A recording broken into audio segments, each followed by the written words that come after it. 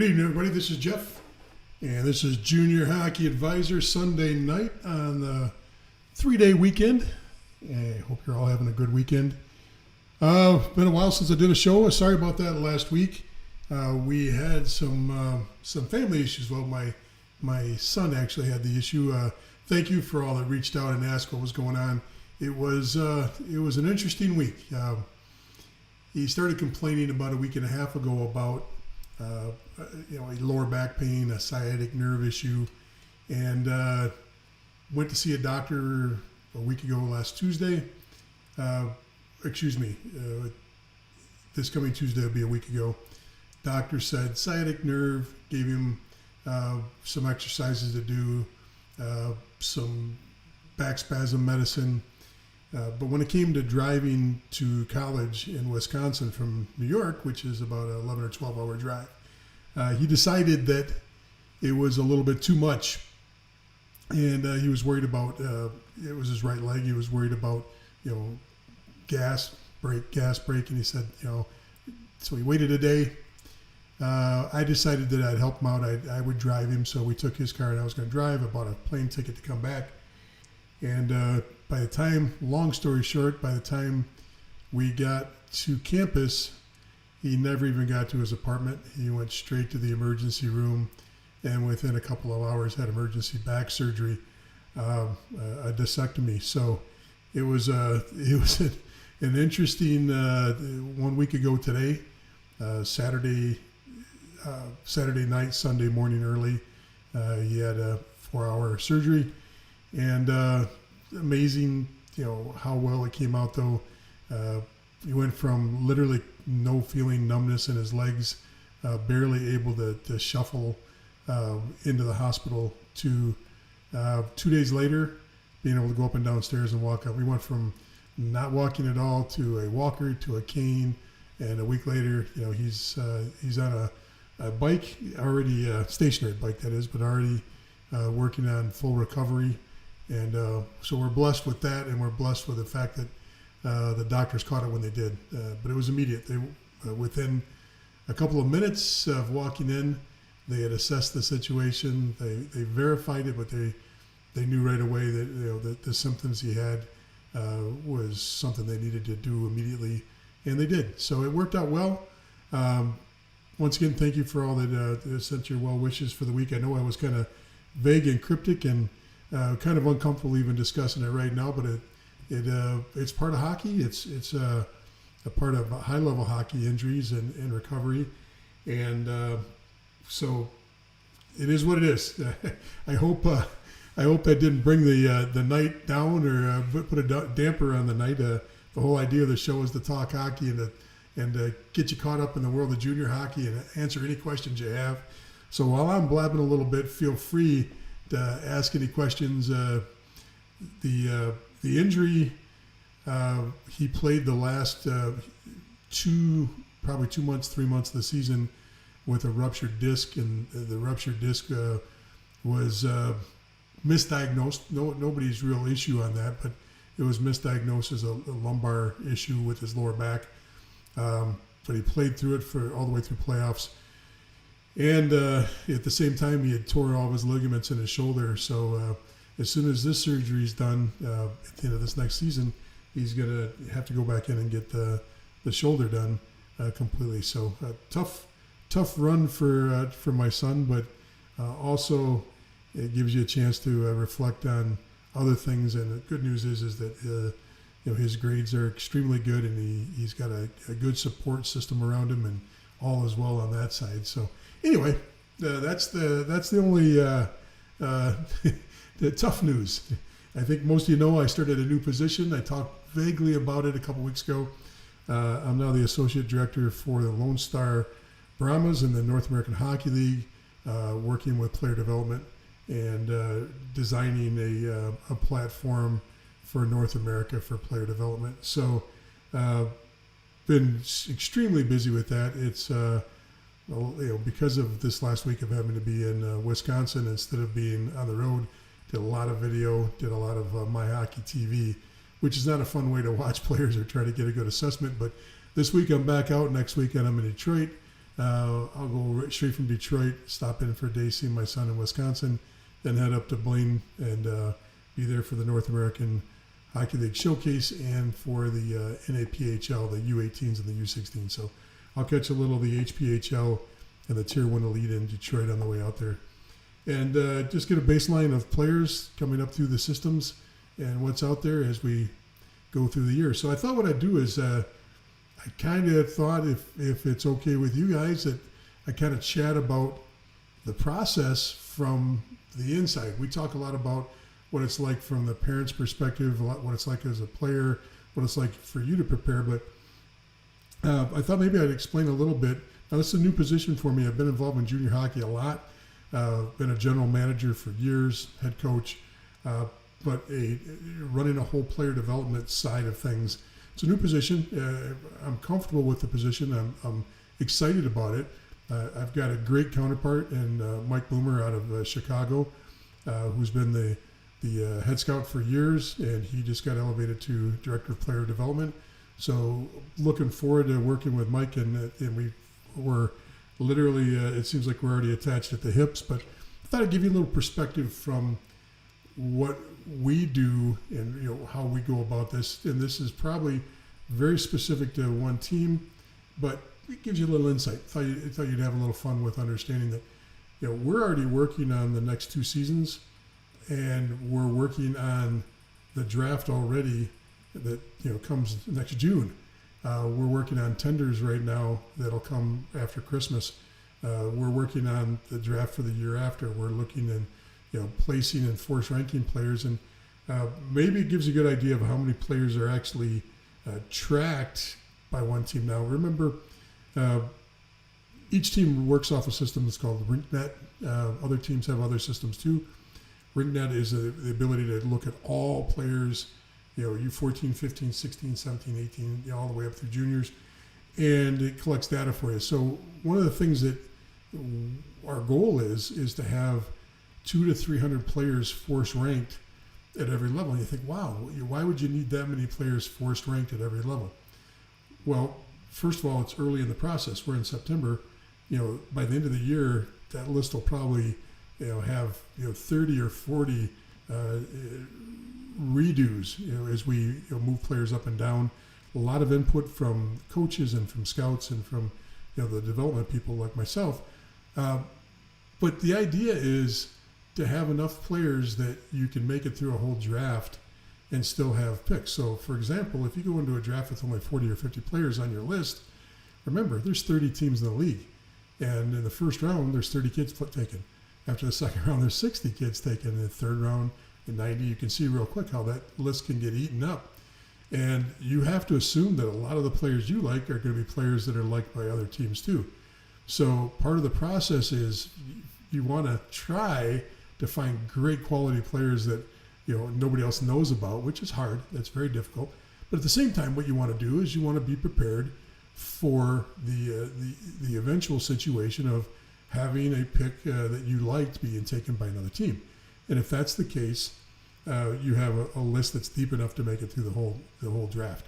So it's this year is 2001, so in 2002s we'll have a forced ranked list of those players. 2003s forced ranked, 2004s, and probably just 02s, 03s, and 04s for this year. But the list gets very extensive and it gets very deep. So you're looking at all the major leagues. You're looking at Tier 1 Minnesota high school. You're looking across the board, and that's really the job for a whole year. And there's 6, 8, 10 people that have eyes on players at any time for just one North American Hockey League team. So I thought if you had any questions about that at all, I'll be glad to jump in and answer questions about the process, answer questions about what you look for or what we're looking for. Now remember, this isn't an infomercial for one team. This is in general across the board. By no means do I want to use this platform. I told you this 2 weeks ago. I was a little uncomfortable even mentioning it because in a way I feel like that I'm torn going through this process of working for an individual team. But the opportunity to work with an individual team is really where my heart's at. But I still want to keep this platform going and I want to do it in an unbiased way as much as possible. So let me say hi to some of you that are out there right now. Then I'm going to reintroduce myself for those that jumped on late. I just saw our audience just grew.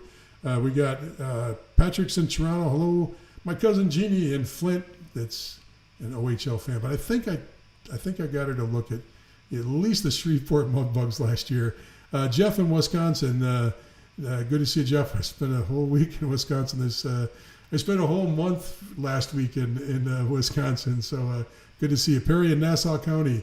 Thanks for the wishes there. Jacob's on in Winston-Salem, North Carolina.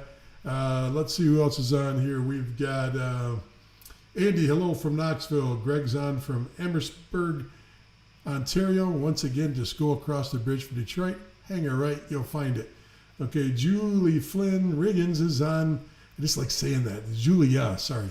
Flynn Riggins. That's a cool name. I like that. From Long Island, good to see you. Julia on. Just tuned in from Philly is here. I don't know who that is. That's because he's coming from the platforms. It doesn't show you. Corey's on. Good to see you, Corey. Thanks to, everything's going to work out pretty good. Once again, I got another Facebook user. I can't always tell who they are. New Jersey's on. Henning is on from New Jersey. Just joined the Hitman. Good to see you, Henning. Let's see. Jay's on from Melbourne, Florida, and Brooke is on in somewhere in Wisconsin. I'm not sure how to pronounce that one. Viroqua? That one's a new one for me. But hey, look, good to see y'all. Once again, I'm Jeff Colson. This is Junior Hockey Advisor. We are here to discuss any questions or any comments you have dealing with the process. Moving up through the ranks from 16 to 18, 18 to juniors, one level of juniors to the next level of juniors, and then on to college hockey. Anything you want to talk about, we're here to talk about. It's a tough week. It really is. It's tough to get back in the swing. Did a lot of driving and a lot of flying and a lot of. It was the 3 on, 3 off. His cycle on medication was about 3 hours, and then it was helping him get up, move around, get some food, get some medication. He'd go back to sleep. I couldn't go back to sleep, and then boom, I'd just fall asleep about 20 minutes before he'd wake up. Then we'd go through the whole cycle again, and so it was a vicious cycle. But I tell you what, still just blessed that it happened where it did, how it did, and when it did, because it sure worked out well for us on that. I'm going to be out on the road quite a bit this next 2 months, 3 months. Be in Boston in 3 weeks, Blaine in 2 weeks, Michigan this next weekend. If you're around those areas, please DM me. If you want to know a little bit more about my schedule and you want to run into me and chat, a cup of coffee and I'll sit and talk to anybody. No, you don't have to buy a cup of coffee, but I'll be in the rinks pretty much. If it's a main showcase or if it's a main event, I'll be there. Usually, first game through the last game of the day, I'm on. Try to catch me between periods when the Zamboni's running or between games, and I'll gladly say hi and chat for a minute. But during the game, have respect for the scouts and the coaches in the stands. Let them do their job during the game. Try to catch them between periods or try to catch them for a second in between games. So. Whatever questions you got, let's throw some questions out there. Looking for anything to talk about. I really did not come prepared for anything except for whatever you want to talk about tonight. This is that odd period of time. The exhibition games are going on. U18s have already started playing. There have been some really good hockey out there at the U18 level. Juniors are in that exhibition series. North American Hockey League has been running. Most teams, I think, got 1 or 2 exhibition games under their belt already. And you got to be careful if you're involved in juniors at this time. Remember, some of these teams are carrying 30, 35 players. And when you're watching a game and you're seeing the talent out there or you're seeing a lack of talent and what you think might not look right, don't read anything into this next few exhibition games. I wouldn't read anything into the second or third game of the year to kind of get an idea what a team looks like across the board. A lot of teams will actually start shopping talent too. They'll find out that they've got too many left wings. They'll find out they're short of a D. They'll find out that their number one goalie that they thought didn't come to camp, and they need a number one goalie. There'll be a lot of horse trading going on for the next few weeks, getting rosters set. And then remember, as soon as you think things are all settled down, then the USHL will make their final cuts. That'll drop some other players into the mix, and it's like a game of Plinko. Those little balls come down, and they're just clinking all over the place, and hopefully they all land in the spot that's right. And then, of course, that pushes players off the North American Hockey League rosters, and then they'll either go back to a U18 team, U16 team, rarely, because you're talking about an older league, or you'll see them go into the NCDC, you'll see them go into EHL, you'll see them go into the USPHL premier level. So a lot of things are going on. This is the next few weeks is interesting. The North American Hockey League, you'll see a lot of changes right after their first showcase weekend, which is the weekend, I think they start midweek, 14th, 15th, and they run through that weekend. So let's see what we got going on here. Hey, Mark, good to see you from Highlands Ranch College. We got Melissa on from Brooklyn, and we've got the first question of the night. What percent of NA3 players actually make an NHL roster and play a full NHL season? I think I talked about this a few weeks ago. I've definitely got the math done on this. You're only going to see a handful of players, and the percentage is extremely low. Every team in the North American Hockey League will draft and tender unique players. So they'll have one draft and one tender that come into camp, and they might actually invite a few other players into the camps too.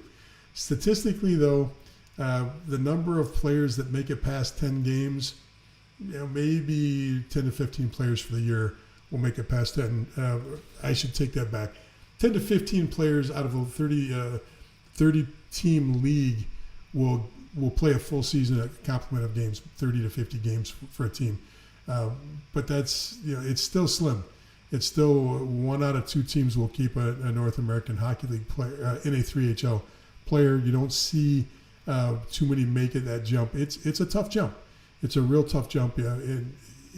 It's easy to figure out. Some people never believe me when I say that. It can happen. There are some guys that come out of the NA3 and have phenomenal runs inside the NHL, just like they come out of Premier or the NCDC and make a good run. But it's not very often that you see more than 1 or 2 that stick on a roster on any NAHL team. I think that's changing. The NAPHL and the NA3HL model continues to improve. Some programs, it's a lot more put a lot more effort into their NA3HL teams. The program I'm with right now is one of the top programs statistically year after year, and they've got a NA3HL team that fights for a national championship every year too. That makes it easier to see a little more progress up, but still, even with a great NA3HL team, you're still going to see minimal players that make it to the next level. That's not a disrespect to the NA3HL, and that's not a disrespect to the level of players. That just tells you how good the NHL is comparatively to Tier 3 hockey. It's a huge leap to jump from Tier 3 to Tier 2. It's not going from USPHL Elite to Premier. It's not going from Premier to NCDC. It's a much bigger jump across the board. So hopefully that helps a little bit. Let's see what other questions we got here. That was a great question. Thanks so much for that. Once again, that question came in from a Facebook user, so I really don't know who that came in from. We broadcast out to several different platforms, and one of the platforms comes back like this, so we don't really see who it comes from. Let's see what other questions we got here. What Canadian Junior A leagues are good and what are not so good? Thanks. And this comes in from John. John, that's a great question. Really, there's quality hockey at the Junior A level in every one of the leagues. Statistically, the Maritime in the CJHL, you're talking Junior A Canadian, it's the CJHL. There's 9 different leagues across Canada. There was 10. The BCHL opted out of the CJHL, so it leaves just 9 now.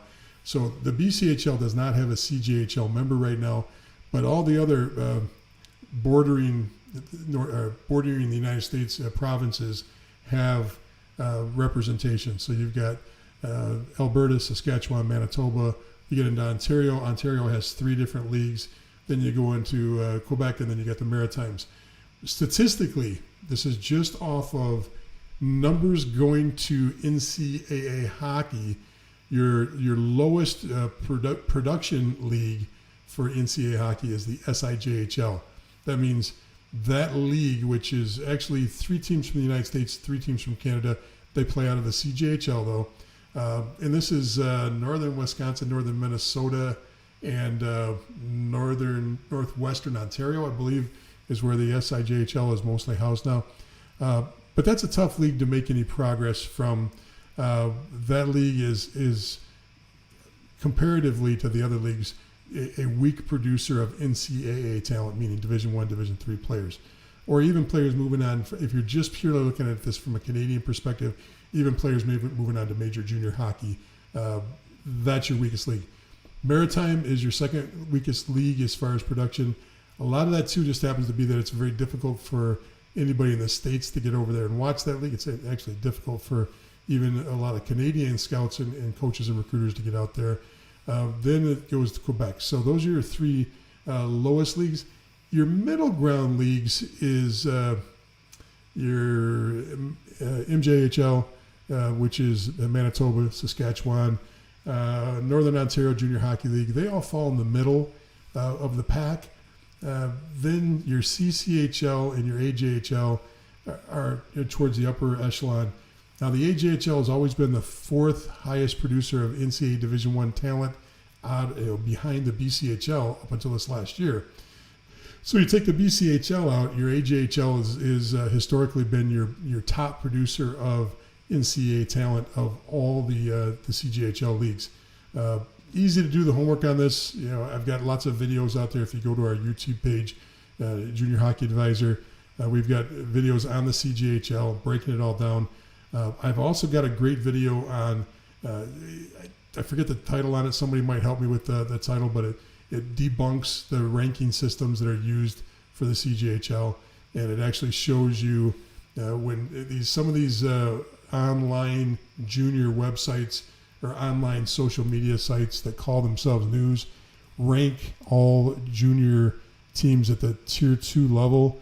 They throw the CJHL teams in with the NCDC, and they throw them in with the North American Hockey League, and then they force rank that.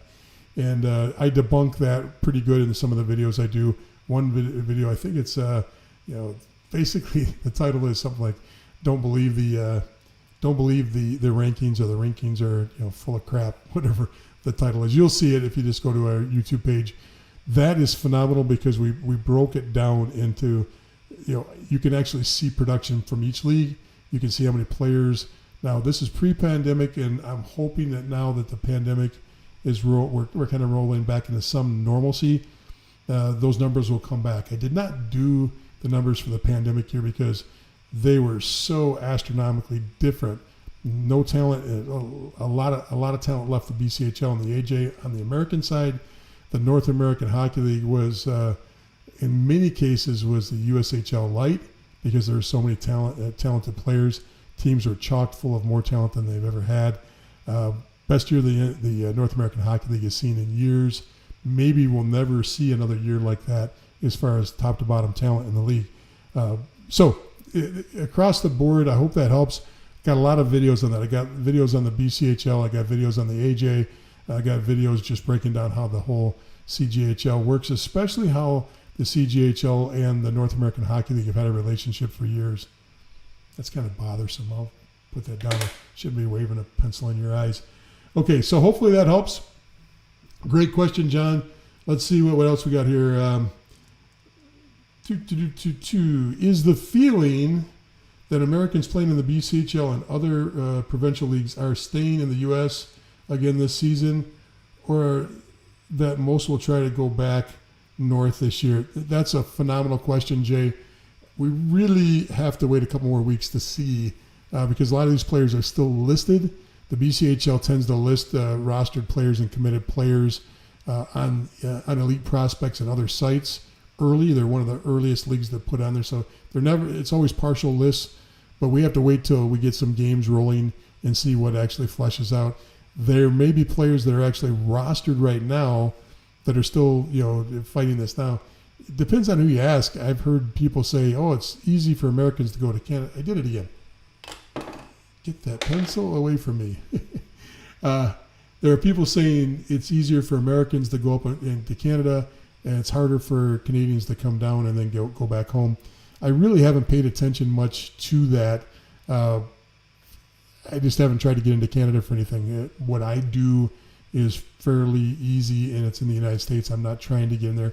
I'll probably try to get up to Canada to watch some games in Toronto, some GTHL games, the OHL Cup later in the year. But hopefully by then this whole thing has settled down a little bit more and we get a better feeling for where players are fleshed out at. So I'd love to answer that.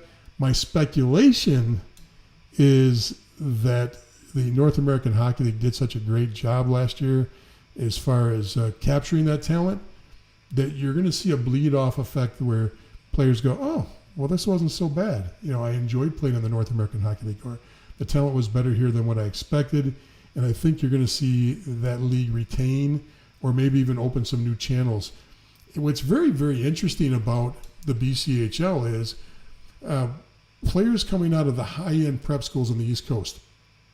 And this is, your top players. These are your kids that actually get their Division I commitments while they're in prep school. It's pretty much a 50-50 split, or at least pre-pandemic, it was a 50-50 split. 50% of the players would go up to the BCHL, 50% would go to the USHL. And it's been that way for the last, probably 8 to 10 years. So there's great relationships between prep schools in the BCHL, and there's great relationships with other prep schools in the USHL. And this has been something that's been going on for years. And the North American Hockey League really hasn't broken into that ground yet. Now, the interesting thing is the North American Hockey League now has such a presence because of their East Coast division. They've got the Midwest, they've got the South, they've got the East, and then they've got the other Central, I believe it's called. They're going to make more headway into that market as they get boots on ground, just knocking on doors with some of these high-end prep schools and, showing that there's other avenues there. But essentially, you've got two paths coming out of the high-end prep, the D1 committed kids. Especially, you see a lot of the Ivies. A lot of the kids that are committed to the Ivies will head up to the BCHL. So to answer the question, it's a little too soon for me to give you an answer on that, on what's going on with those players. I assume that some of those players will stay in the States because of convenience now that they found out that the hockey's not as bad as they heard or thought in the North American Hockey League, which it never has been bad. It's a phenomenal league, but there has always been this elitist attitude for some of these East Coast prep kids thinking that the BCHL was the only avenue. Now, don't get me wrong, the BCHL for many years was an avenue for that elite player, that almost drafted player in the NHL, the high-end kid. It was a great avenue, but in the last 5 to 8 years, the USHL has just blown the doors off of every junior league, including the major junior leagues, and a lot of that's because of the National Development Program. Since the National Development Program is just killing it with first-round picks and with great players that are immediately ready to make the move up into maybe 1 year of college hockey, and then boom, they're in the NHL. The USHL is taking advantage of that. So really, anybody that really wants to do any analysis on, top picks, where the top picks are coming from, and the consistency of the top picks, and looking at trend lines, the USHL is an individual league, is by far the best league to be in right now. Doesn't matter if you're US or Canadian, that's the league to be in.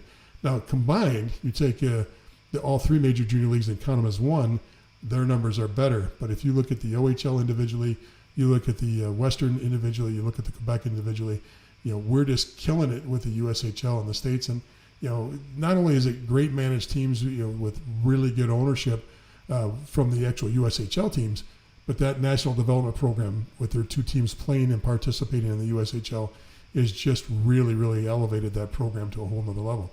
There's a lot of transitional players. So a player plays for the National Development Team. He may get done with his 2 years of the National Development Team, then jump on a USHL team for a year, There's players that will go from a USHL team, play 2 or 3 games with a national development team. There's a lot of transitional players that move back and forth. It's great for the program. It's great for hockey in general, and it's a great league. So getting back to the BCHL question, wait a little bit. We'll get some answers on that, and hopefully I can help answer that question soon on that one. So let's see what else we got going on, folks. If we don't have much going on, we'll make this a short night. I don't want to keep everybody on just to talk, but let's see. Well, Carl says, good evening from Chicago, back in Denver. Thanks for jumping on, Carl. All right, here's a good one. And this one I can't pull up on the screen, Jeff, because it's coming in from a feed that I can't pop on the screen. But the question is, do 14-year-olds playing on a U16 NAL prospect team still get a look at even though they can't be tendered until 15 and a half? Is there value in doing these showcases at that age? The answer, Jeff, is yes and no. Yes, there's eyes on that. I'll be watching 15s and monitoring 15s across the board. The North American Hockey League does a really good job of making sure all of their events have staff. That not only is there a central scouting in the North American Hockey League, which means they work directly for the North American Hockey League, but each individual team also does their best to staff. I believe we're going to have at the NAL event in Blaine, we'll probably have 5 to 7 people there that are just watching games at all levels. So yeah, it does work. I can't say that every team does it the same, and I can't promise you that every team looks at 15s, but the teams that are trying to build strong, cohesive programs and trying to be ahead of the curve, they're absolutely watching 15s. Colleges are watching 15s. Yes, juniors are watching 15s. 14-year-olds playing a 16 team, I should say 14s. You're going to get views because you're playing on a U16 team. If he's playing well enough, they're going to go, who's that kid? But at the same time, nobody's actually out there looking for a 14-year-old right now. But if he's doing a great job and he's on a team of U16 players, of course he's going to get looked at, and people will take note of it, and they'll probably go, oh, hey, look, that's a 14-year-old. If he's out there and he's doing a great job and I'm watching, I'm going to go, hey, put him in the system, and let's keep monitoring and let's keep watching him for the next couple of years. He's got a good head start on what he's doing, and go from there. Nobody's probably going to talk to you with a 14-year-old. Nobody's going to approach you and say, hey, you could be a star. Let's get you your own locker room and get a nameplate on the door for you. No, it's not going to happen with a 14-year-old. But it's a great question. I see one of my mom's friends and a dear old friend, Linda's calling in or watching from Grand Blanc. Linda, good to see you. Let's see what else we got as far as questions coming in. Okay, this one is, in regards to D3 commits, how does the USPHL compare to the NA3? You're looking at percentage-wise, if you look at, you really have to break that down not so much by the whole total league, but do it by the ratio per team. The ratio per team is about the same. And when you start talking about the NA3HL and you start talking about the USPHL Premier, one thing you're going to notice right off the bat is you'll have great teams, great management, great ownership. That it becomes where you find those players falling into the D3 ranks at. So great teams with consistent coaching, consistently good winning records are going to populate the top third of the NCAA Division III ranks. Neither of those leagues are going to produce D1 players. Those are D3 leagues along with the EHL. It tends to be the EHL favors East Coast schools. The NA3HL tends to favor Midwest, Minnesota, Wisconsin, Michigan, where there's only 2 schools in Michigan. You'll see the D3 Pennsylvania programs. They'll tend to be NA3 a lot. And then you'll see the Premier League. And this is not a statistically it falls into place, but don't use this as the measuring stick. They tend to fall into the schools below what the EHL produces in general. But don't use that as a rule, because the EHL has weak members too, and the Premier League has some strong members. But in general, that's the way it works. between the NA3HL and the USPHL Premier, just remember you've got 30 teams, and statistically, you know what I already talked about how it is to move up to the NA3 from the NA3 to move to the North American Hockey League. You've got the same system working with a lot more teams. I don't even know how many teams are playing at the USPHL Premier level now. Maybe somebody can help me. I think that number is 50, 60 teams. It could be much higher. It's astronomical the amount of teams that are playing at Premier level. But you've only got a handful, a dozen teams playing in the NCDC. So if you're trying to funnel that many teams in there, the odds of moving up inside of juniors to the next level are very difficult. So both of those leagues, just like the EHL, tend to be leagues of destination. What I mean by leagues of destination is that means you go there, you're going to play out your junior time there, and then move on to college from there. Now, that's not a hard, fast rule. It's not a 100% rule. But the majority of players that play in the NA3 are going to stay in the NA3. Majority of the players that play in the EHL are going to stay in the EHL. There's always a little bit of crossover, but not much. Players in the USPHL Premier, the majority of those players are going to stay there. They might cross-pollinate to the other Tier 3 leagues. But, once again, Tier 3 hockey players, it's a very, very difficult jump to the next level. So I really think if you're looking to figure out which league to play in, that's really the time to go, which team would I rather play for if it's my choice. A lot of times it's not your choice. It's who recruits you, who has got an opportunity for you, how you showed, or who drafted you. There's a lot of factors that will take in there. But if you have the choice, I'd be looking at ownership, management, coaching, overall record over the last few years, and then look at production. Pull up their elite prospects page, look where the players are coming from year to year off their rosters, and you want to stay with a team that continues to produce players. It's not a hard process when you reverse engineer it and look at the history, look what they've produced, and then try to work backwards from there. So once again, that's if you have a choice. A lot of times you really don't have a choice. You have to go where you have an opportunity. Then you do the best you can with that opportunity. So let's see what else. Perry, you got a good question here. Perry, you're showing up on two different screens. Okay. Besides hockey, Elite Prospects, what other websites are used by scouts, teams, and coaches? Elite Prospects is always the go-to. You're going to get most of your information off Elite Prospects. There's a backside, there's a back product to Elite Prospects that coaches and scouts from leagues use that is a little more extensive. And the only thing that's the difference from what you see, it's a little bit bulkier, but it allows, for example, with our program, we're able to control all the schedules from all of our scouts. We know who's watching what games, and it combines all of our data from the information you get on Elite Prospects.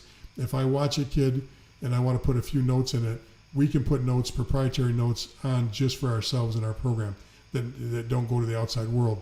We're using the same data that Elite Prospects gives you with a little more information. We might have the name of the agent, the name of the parents, we might have the name and number of the coaches, things like that. And then we get to see also if Elite Prospects or any of the other scouting systems or services have filed reports. We get all those reports that have been filed on kids from all the different sources. So that's the information we're walking off of. But Elite Prospects, if you call me on a player today, or if our scout over in Europe says, hey, I want you to look at this kid, or tell me what you think about this kid, first thing I'm doing is going to Elite Prospects. First thing I'm doing. There's a couple other things. I've got a video out there, Perry. There's a video called the 3 websites you must use, and it's going to be built around the USCHO website, which is the college website, which helps you reverse engineer from a user standpoint, from a parent-player standpoint. There's 3 websites you really, really should be looking at, and I've got a video on that on YouTube. The video it points out 3 websites: Elite Prospects, USCHO.com, which is the college hockey one, and the third one is the USA Hockey's College Hockey Inc. which is supported by USA Hockey. It's actually supported by the NHL with a grant to USA Hockey to pay for College Hockey Inc.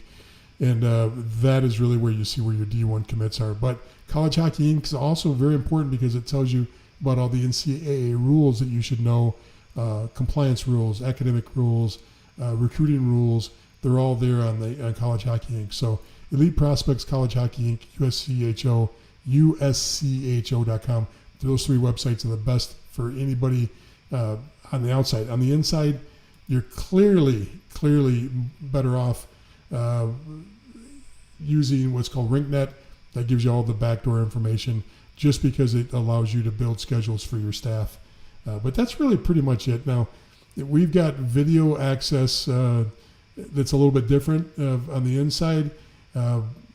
Players at the USHL level, players at the North American Hockey League level, BCHL level, the league actually cuts and splits the tape for them.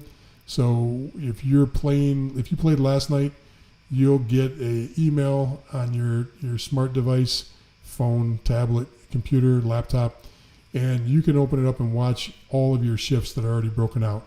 You can see all your stats, time on ice, shots, hits, turnovers. It's all been broken down for you, and it's individual for players. That's a huge tool for us because, for example, for trades or for looking at players that are on other teams right now that might be coming into the market. Maybe it's a USHL guy that he doesn't have a home because he didn't work out. It didn't work out in the USHL. He's looking for a home in the North American Hockey League. We can see all of his shifts and break them down, which is a real nice tool. Hopefully that helps a little bit on that. Oh, one of my former teammates is on. Dan Sobota's on. Great defenseman back on the All-Marine hockey team back. I don't even want to tell you how long ago that was, but Dan was a phenomenal player. Glad to see he's on. Wisconsin. Dan, I was just up in your neck of the woods. I think if you're on the whole broadcast, wasn't very far from your home up in Wisconsin. So glad to see you on here. All right, let's see what other questions we have. The question is, when does, Steve asked the question, when does the North American Hockey League cut down to 23? It's not going to be this week. It'll be, I'll get the real number for you. I'll post it. Steve, I don't have it right in front of me. It's usually right around the first, second, third game of the year. Usually you get rolling into a game or two before that list comes out.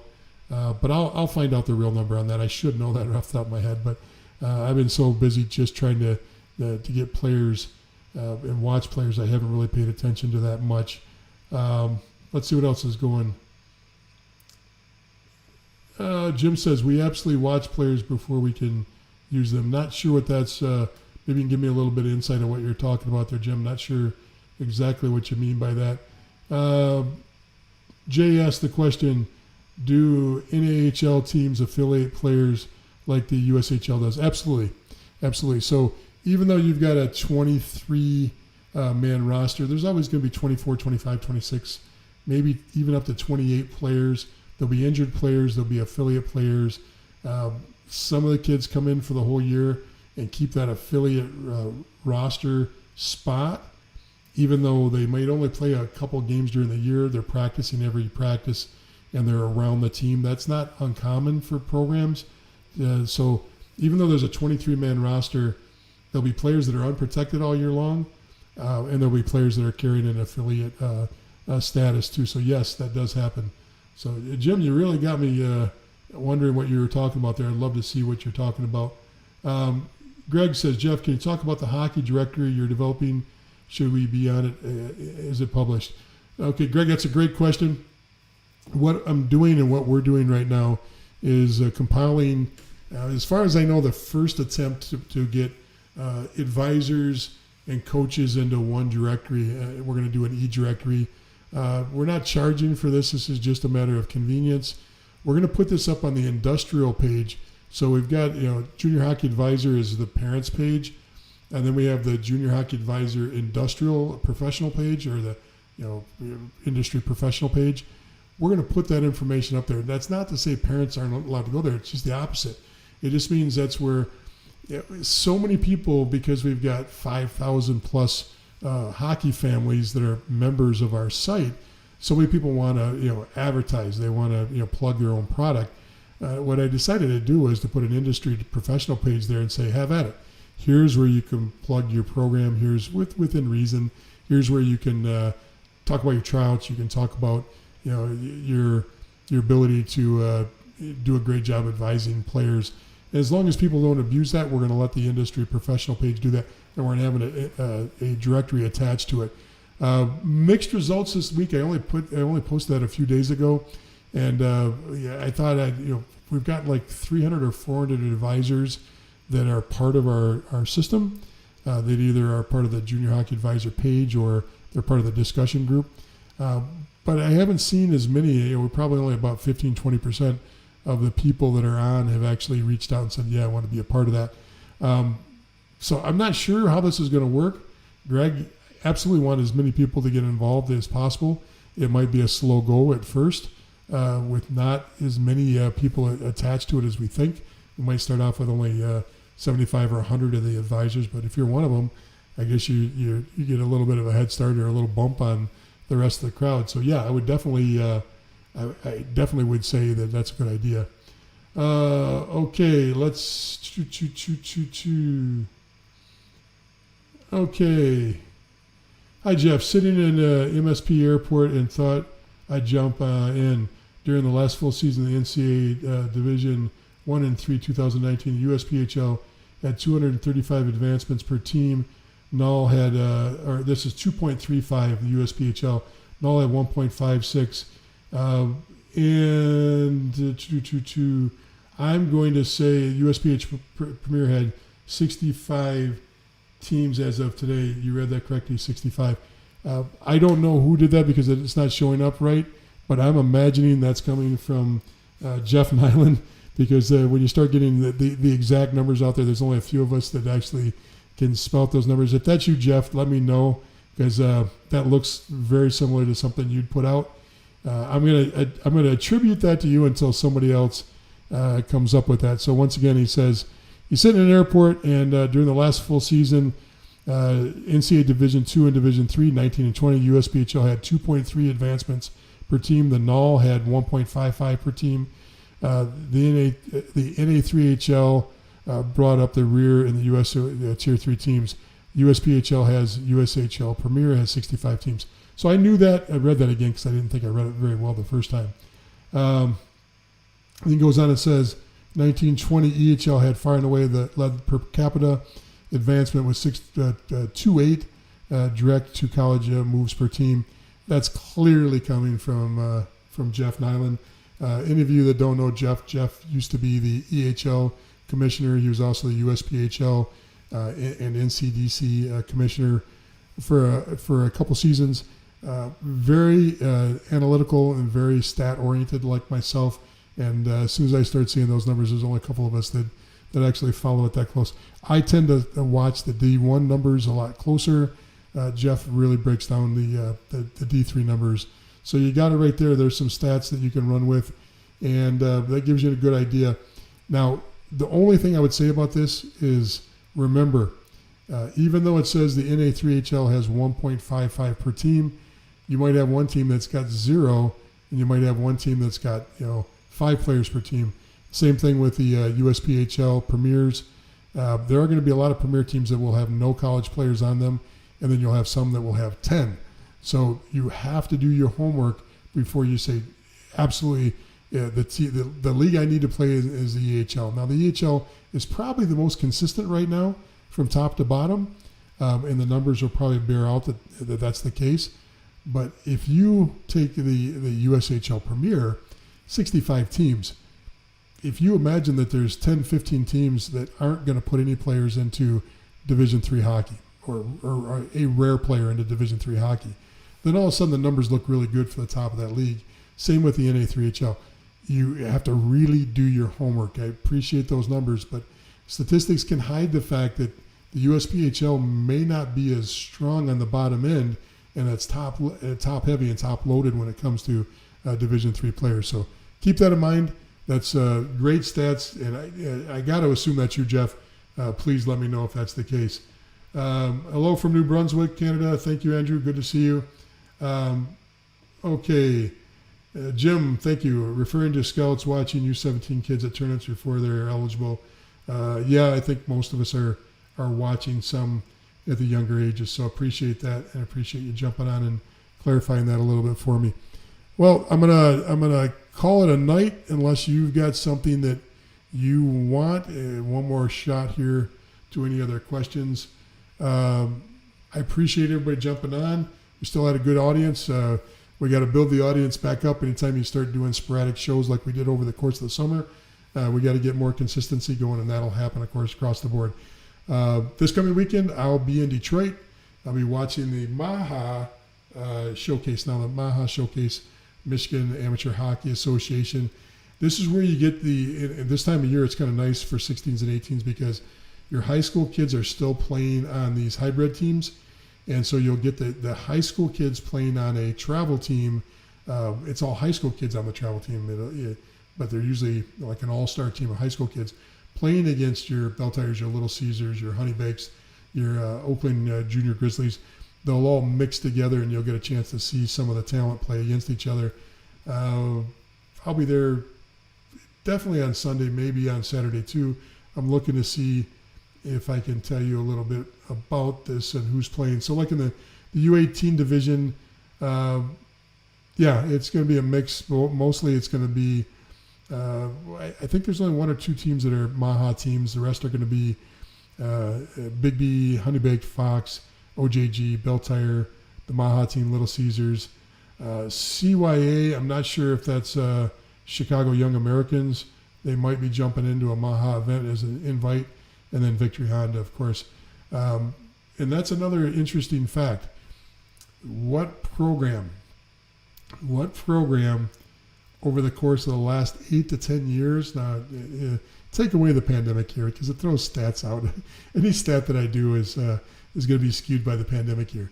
What U16, U18 program has produced more USHL, North American Hockey League, and Division I players than any other program in the United States?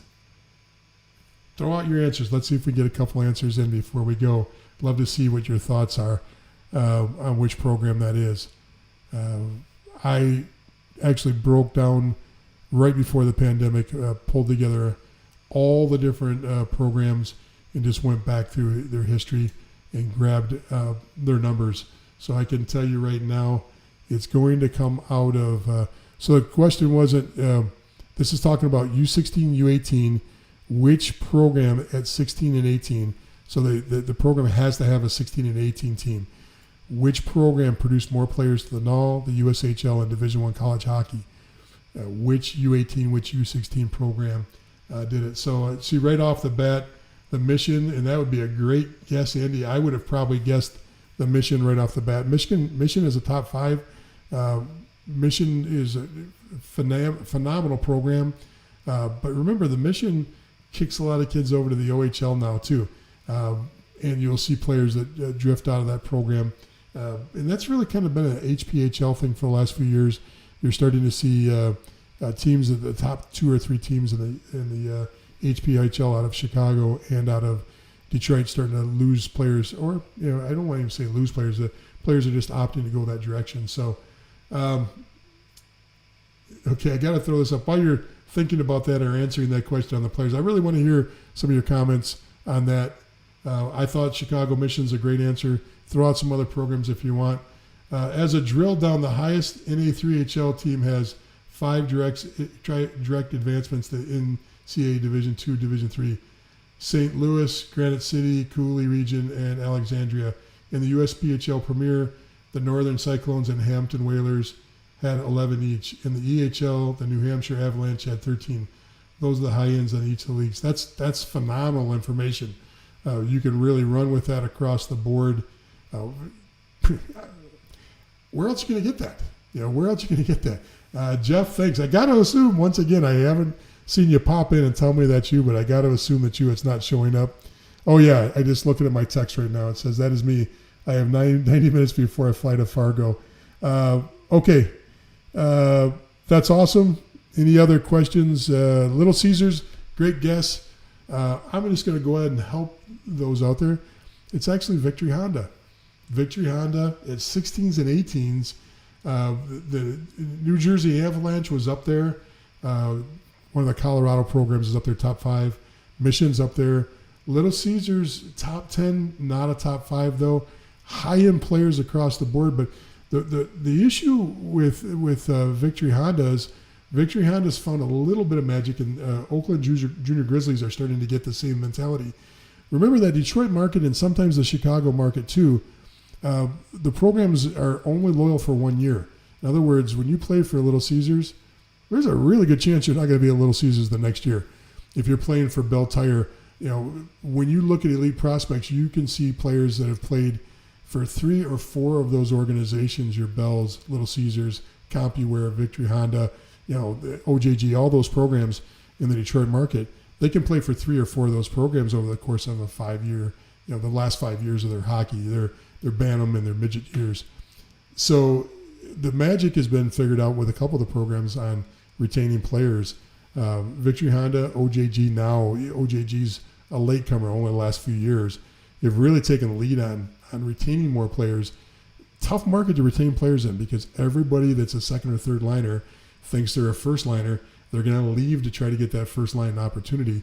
So you see players jumping all the time in that market, more so than any other market, because there's more Tier 1 teams. When you have the most Tier 1 teams in the United States playing in different leagues, you've got independents, you've got HPHL, you've got Tier 1 elites, all playing in that market. There's always an opportunity if you're a second or third line player to move to another program so you can be a first line player. I'm not saying it's right or wrong, it's just the way things work in that market. So Victory Honda probably will change statistically because OJG is starting to do a really good job too. I'll keep monitoring that and help you out if I see any numbers change right there. Good guess on that, Perry. Anything else tonight? That's it. As far as I'm concerned, that's all I can do. We've been going for an hour. I hope you got something out of this. Once again, Jeff Colson from Junior Hockey Advisor. Please, if you can, go to our YouTube page. We're trying to build the audience there. Subscribe. I've mentioned several things that are great resources that are on the YouTube page because we've got 40, 50 videos up on that page. There's great information there. If you don't know how the tender process works in the NAL, jump on there. If you don't know how the draft process works, jump on there. If you want to know about the Canadian leagues, jump on there. There's always something you can learn about this. Every time I put one of these new videos out, I learn. I always get better at what I do by just, delving into some of these topics that maybe I wasn't an expert on before I delved into it, but I become much more proficient in knowing what's going on out there when I jump into these. And then you get guys like Jeff out there, Jeff Nygaard, throwing out information that always tunes me up and makes me want to go back and do a better job of helping you learn this process and get better at what you're doing too, if you're a coach, if you're a scout, or if you're a parent or a player. So thank you for watching tonight. Have a great night, and we'll see you next week.